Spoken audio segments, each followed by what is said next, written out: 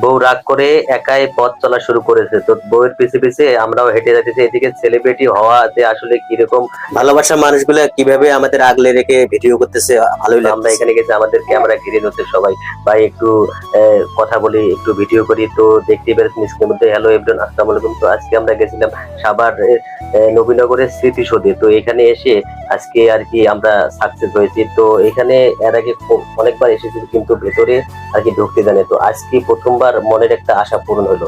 তো অনেকদিন থেকে আশা ছিল যে আসলে এর ভেতরে কি আছে। তো আজকে একেবারে স্মৃতিসৌধের ভেতরে ফ্যামিলির সবাই মিলে আর কি ঢুকতে পেরে তো অনেক ভালো লাগতেছে। তো আমরা সবাই মিলে ফ্যামিলির এক এক করে এখানে উঠে রিল বানাইলাম, ফটো তুললাম, মানে ফ্যামিলির একটা স্মৃতি হিসেবে স্মৃতিসৌধে কাছে স্মৃতি হিসেবে মোবাইলে ধারণ করলাম। তো ভিডিওটি ভালো লাগলে অবশ্যই লাইক করবেন, শেয়ার করবেন।